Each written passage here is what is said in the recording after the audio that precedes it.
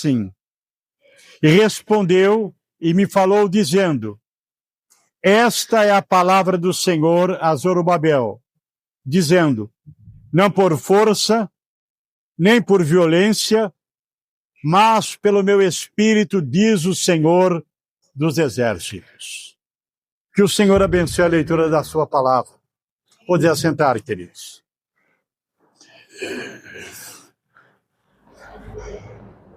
Quarta-feira eu estava ministrando uma palavra na Casa de Recuperação e eu estava falando sobre o novo nascimento. E falando sobre a mudança de vida que acontece quando a pessoa tem um encontro com Cristo. Ele passa da morte para a vida e torna-se uma nova criatura. E realmente a sua vida muda da água para o vinho. E é algo praticamente inexplicável. Quando você olha uma pessoa que encontrou Jesus no desespero de um vício, de bebida, de jogo, de drogas, seja qual for o vício. Normalmente uma pessoa viciada, ela sofre porque ela é escrava daquele vício. Mas quando ela se encontra com Jesus, que é o caminho, a verdade e a vida, e conhece Jesus, é aquela afirmação do próprio Cristo: conhecereis a verdade, e a verdade vos libertará. Ou aquela pessoa desesperada em busca de uma cura, sofrendo com uma enfermidade, algumas pessoas sofrendo há muito tempo, outras pessoas que o médico não consegue dar no diagnóstico preciso. Mas essa pessoa, quando busca Jesus e recebe a cura, é como um fardo saindo das suas costas. Alegria. É uma nova vida. Ou aquela pessoa que vive uma vida longe de Deus, algumas na idolatria, outra vivendo uma vida centrada no materialismo, mas ela conhece Jesus e tudo muda. Acontece aquilo que o apóstolo Paulo dizia para a igreja de Coríntios, na sua segunda carta, capítulo 5. Se alguém está em Cristo, nova criatura é. As coisas velhas se passaram e tudo se fez novo. É uma nova vida. É um novo coração. É um novo olhar. E como explicar isto? O homem natural não entende. De ver aquela pessoa que vivia num boteco, ou aquela pessoa que vivia numa vida de prostituição, ou aquela pessoa que vivia uma vida do materialismo, ou na incredulidade. Agora essa pessoa,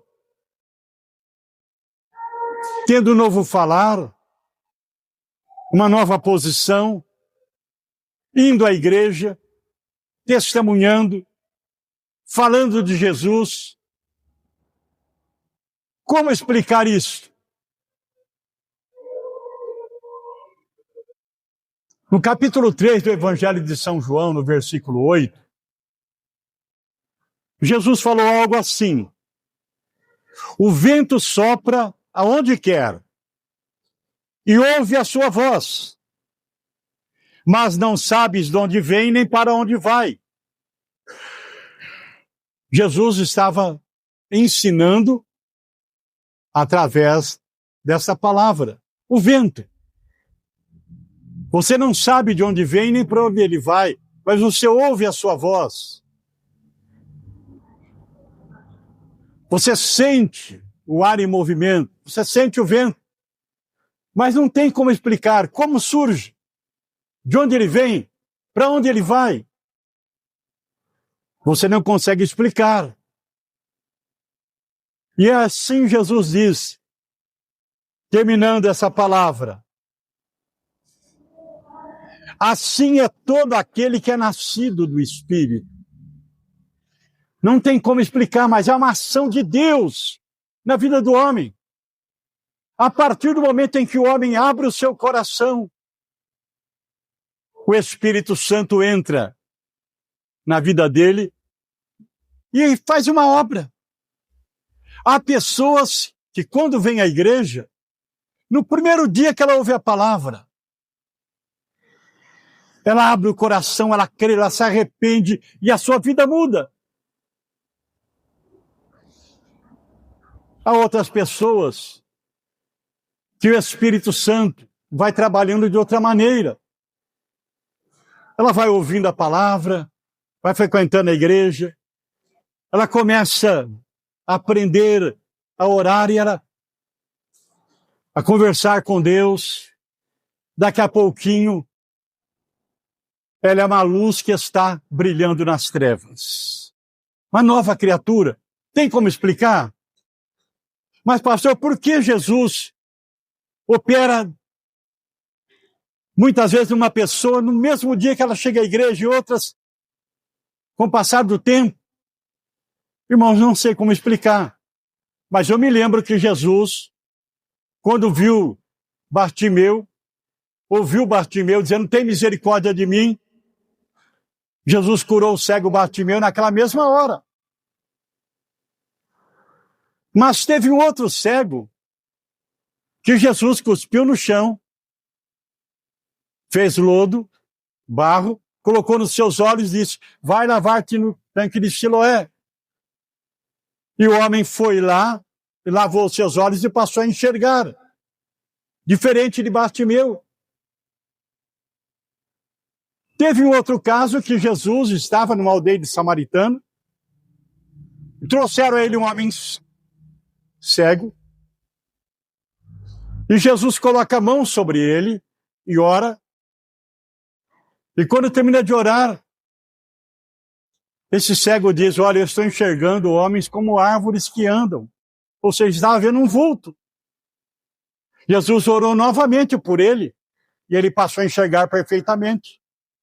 3 cegos curados, de 3 maneiras diferentes, mas foi Deus que fez a obra, fez o milagre na vida deles. Não tem explicação. E assim também é a ação do Espírito Santo na nossa vida. Algumas vezes a pessoa vem à igreja com o coração amargurado, coração pesado, um fardo nas suas costas, dor, lágrimas, sofrimento. E ela vem e se entrega para Jesus, e quando ela sai da igreja, ela sai feliz da vida, abraça Jesus, e como aquele endemoniado que foi liberto e passou a seguir Jesus, ela torna-se uma fiel discípula de Jesus. E há pessoas que vêm à igreja, faz campanha de oração, começa a buscar, e Deus vai fazendo a obra na vida dela. Passa um tempo, ela testemunha: Deus me abençoou. Mas a verdade é que Deus age da forma que Ele quer. E eu espero que o Espírito de Deus esteja agindo na sua vida. Porque a ação do Espírito Santo vai transformando a nossa vida dia após dia. Vai mudando o nosso coração, a nossa maneira de pensar. Deus vai trabalhando na nossa vida. É por isso que é importante nós conhecermos a palavra de Deus, ouvirmos a palavra, lermos a palavra, meditarmos nela. Porque o Espírito Santo trabalha na nossa vida através da palavra de Deus. Jesus, certa feita, no Evangelho de São João, capítulo 15, versículo 3, ele dizia: vós já estáis limpo pela palavra que eu vos tenho falado. O que limpa a nossa vida, sim, é quando nós confessamos os nossos pecados, o sangue de Jesus nos purifica de todo pecado. Mas o que limpa a nossa vida é a palavra de Deus. Vós já estáis limpo pela palavra que eu vos tenho falado. Então, à medida que eu leio a palavra, à medida que eu ouço a palavra e coloco em prática, o Espírito Santo vai usando essa palavra para limpar a nossa vida, para limpar nossos lábios, para limpar o nosso olhar, para limpar os nossos ouvidos, para limpar o nosso pensamento. Sim, porque existe diferença entre quem serve e quem não serve a Deus. Lembra de Pedro, lá no pátio, quando Jesus estava sendo preso, sendo lá, já preparando para ser condenado no palácio. Uma mulher reconheceu Pedro pela forma de falar. Tu és um deles, tu fala igual ele.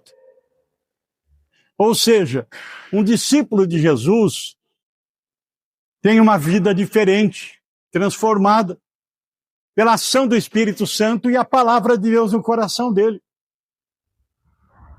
Então o Espírito de Deus é quem age na nossa vida. O Espírito de Deus é que habita em nós. Nós somos templo do Espírito Santo. Está escrito, não sabeis vós que sois templo de Deus e que o Espírito de Deus habita em vós? Então, toda pessoa que tem um encontro com Jesus, ela se torna a casa de Deus. Jesus disse, eu estarei convosco todos os dias, até a consumação do século. Ou seja, Deus está com cada um de nós em todos os momentos, através do Espírito Santo que habita no nosso coração. Diferente do Velho Testamento. No Velho Testamento, o Espírito Santo se apossava de homens para realizar obras, para fazer a vontade de Deus. O Espírito Santo se apoderava do homem, igual Sansão. Quando o Espírito Santo se apoderava dele, ficava com uma força extraordinária. E era assim, o Espírito de Deus usava homens. Mas agora, no tempo da graça, no tempo de Jesus, o Espírito Santo habita em cada um de nós. O Espírito de Deus habita em cada um de nós. E o Espírito de Deus é maravilhoso. O Espírito Santo é que nos fortalece. O Espírito Santo é que nos guia em toda a verdade. O Espírito Santo é que nos conforta. O Espírito Santo é que consola o nosso coração. Nós podemos passar por tribulação, passar por lutas, passar por dificuldade. Mas nós temos o Espírito Santo que nos consola, que nos conforta. Muitas vezes, sendo caluniado, sendo difamado, sendo traído, sendo enganado, o Espírito Santo nos dá o conforto, nos dá o consolo, passando por certas situações que nos entristecem, mas o Espírito Santo está ali nos confortando, nos consolando. Por isso que a Bíblia fala que há diferença entre quem serve e quem não serve a Deus. Quem serve a Deus tem um Deus presente, um Deus que é socorro bem presente na hora da angústia. Um Deus que não está longe. Um Deus que está bem pertinho, está no seu coração. Mas também eu gostaria de falar nessa noite como é triste desobedecer a voz de Deus, a voz do Espírito Santo. Deus usou muitos profetas para chamar a atenção de Israel, para trazer Israel de volta. Israel era o povo de Deus, mas era um povo rebelde. Era um povo que desobedecia.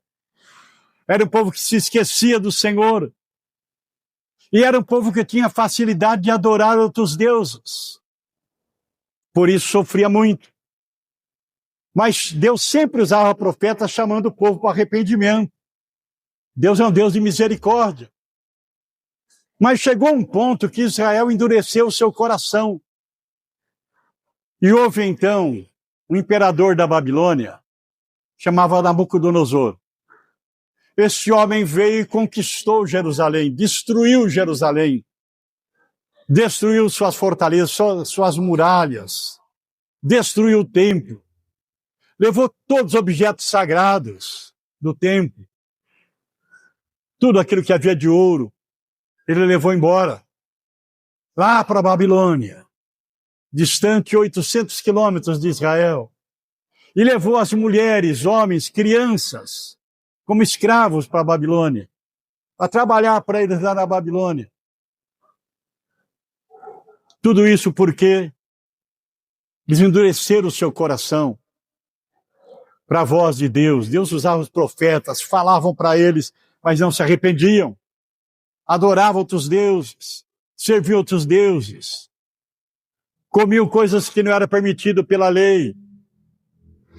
Enfim, não praticavam a palavra, não adoravam mais a Deus. Não ofereciam mais holocaustos nos altares. E então foram levados cativos para a Babilônia e ficaram lá 70 anos. Foi tempo do profeta Daniel e outros profetas. Ageu, Zacarias, outros profetas. E Daniel encontrou lá na Babilônia, entre os despojos que eles levaram de Israel, uma profecia de Deus, na qual traria o povo de volta para Jerusalém, traria de volta do exílio. E foi aí que Daniel se propõe a orar e a cobrar de Deus e a lembrar o Senhor. E então o rei, o imperador da Babilônia, ele cedeu aos pedidos dos profetas de Deus que estavam lá. E Neemias volta, agora depois de 70 anos, com o povo de volta para Israel, levando material para reconstruir a cidade, material para reconstruir o templo, levando tudo de volta para Israel. E quando chegam lá em Israel, principalmente em Judá, um homem chamado Zorobabel, que era da família de Davi, descendente de Davi, era o governador de Judá. E onde estava o templo, que estava destruído. Todo Israel com as muralhas destruídas, portas queimadas. E eles queriam reconstruir a cidade. Só que eles não tinham dinheiro, não tinham soldados, não tinham mão de obra. Mas eles se preocuparam primeiro em olhar para o templo. E estava lá o templo arrasado, o altar destruído, as muralhas derrubadas. A primeira coisa, vamos restaurar o altar. Vamos reconstruir o altar. Porque reconstruído o altar, eles poderiam oferecer novamente sacrifícios, ofertas para Deus ali no altar. E também celebrar as festas de Israel, as festas que sempre celebraram. E depois de restaurar o altar, eles fizeram uma grande festa, ofereceram sacrifícios e agradaram a Deus com aquilo. E com o dinheiro que eles levantaram na festa, puderam contratar homens para ajudá-los na reconstrução da cidade. E aí o povo também se motivou para reconstruir a cidade. E começaram a reconstruir as muralhas, as portas, o templo. Mas começou uma perseguição muito grande de pessoas que moravam em Jerusalém, mas não eram do povo de Israel, eram estrangeiros. E mandaram carta lá para o imperador da Babilônia: olha, esse povo é rebelde, esse povo sempre se levanta contra os imperadores. E o imperador da Babilônia, se não me engano era Dário, se eu não me engano, mandou parar a construção. E ficou vários anos parado. Mas aí então um profeta, chamado Zacarias, profetizou para Zorobabel, porque ele estava desanimado. Os homens desanimados estavam agora sem dinheiro, as mãos de obras desmotivadas, e eles falaram: nós não temos condição, nós não temos dinheiro, os homens estão sem motivação. Os olhos de Zorobabel estavam olhando ali para o material, estava se esquecendo que o templo era de Deus, que Deus tinha um plano com Jerusalém. E então a voz do profeta soa bem alto. Não é por força, não é por dinheiro, não é pela força dos soldados, não é por força e nem por violência, mas é pelo meu espírito. Então Deus trouxe para Zorobabel uma palavra que o motivou. Essa obra é de Deus. Deus está à frente. E com aquilo ali, com aquela palavra, ele se motivou. Ele falou com os homens e todos se motivaram e a obra foi feita. As muralhas foram levantadas, o templo foi restaurado e Israel voltou a ser feliz. O que eu quero dizer para vocês, a importância de nós sabermos que é o Espírito de Deus que faz a obra na nossa vida. E tudo é obra de Deus, é ação de Deus, é ação do Espírito Santo. A nossa vitória não depende do homem. A nossa vitória não depende da situação do país. A nossa vitória depende da nossa dependência de Deus. Se nós estivermos dependendo de Deus, confiando nele, tenha certeza, o mesmo Deus que abriu o Mar Vermelho, o mesmo Deus que fez cair fogo do céu quando Elias orou, o mesmo Deus que fez o machado flutuar, o mesmo Deus que derrubou as muralhas do Jericó, é o Deus que estará dando vitória para cada um de nós. É o Deus que abre portas aonde não existe. É o Deus que abre caminho. É o Deus que faz o impossível acontecer. É o Deus que faz o maná cair do céu. É o Deus da provisão. É o Deus que supre as nossas necessidades. Então a nossa confiança, ela não tem que estar no lado político, não tem que estar confiando no homem, mas a nossa confiança é em Deus, é dele que vem a nossa vitória, é o Espírito de Deus que está diante de nós, é ele que nos conduz aos mananciais das águas de descanso. Então, meu querido, o Espírito de Deus age como ele quer. Basta o nosso coração estar aberto e dizer: Senhor, eis-me aqui. E quando nós nos colocamos na presença de Deus, tenha certeza, Deus age, Deus opera, Deus faz maravilhas, Deus abre portas, o impossível acontece. Que nessa noite, da mesma forma que o profeta Ageu disse para Zorobabel: não é por força nem por violência, mas é pelo meu Espírito. É o Espírito de Deus que habita em nós.